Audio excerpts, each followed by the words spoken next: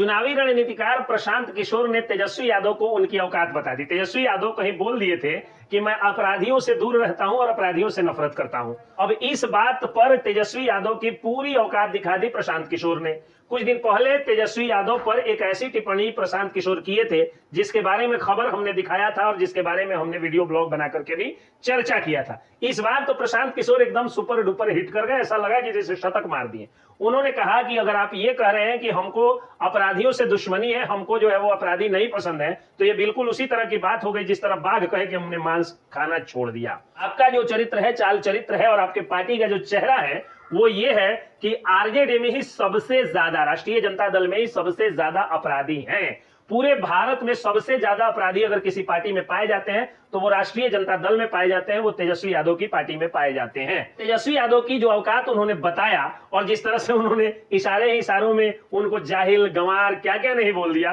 कहा कि पढ़ा लिखा होता तो समझ में आती, ये तो पढ़ा लिखा है ही नहीं। तो मानो प्रशांत किशोर ने एक तरह से दिल जीत लिया और पूरी जनता, बिहार की पूरी जनता तेजस्वी यादव पर ऐसे भी नाराज है क्योंकि उन्होंने कश्यप को जिस तरह से तेजस्वी यादव के डिप्टी सीएम बनने के बाद जिस तरह से उनकी दुर्गति शुरू हो गई और जिस तरह का संघर्ष वो मदुरई के जेल में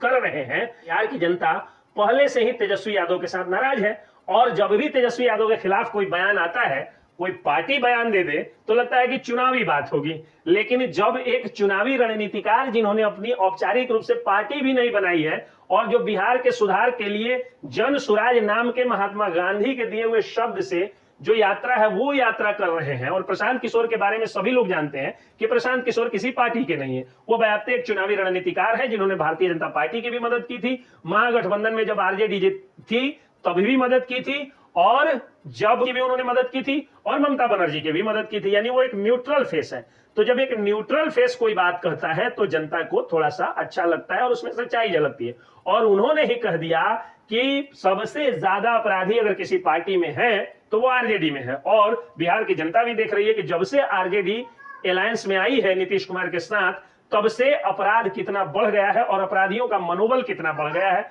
इसलिए इस तरह से अपराध बढ़ा है, उस तरह से कोई भी कह सकता है कि सबसे ज्यादा अपराधी अगर कहीं है तो वो आरजेडी में है। अब जिनको मेरी इस बात से नाराजगी होगी, अपना भड़ास आप प्रशांत किशोर पर निकाल लीजिएगा, इसमें मेरा कोई दोष नहीं है। मैं तो देख रहा हूं कि आरजेडी जब से अलायंस में आई है, जब से उन्होंने गठबंधन किया है नीतीश कुमार के साथ, तब से बिहार में अपराध चरम पर है। और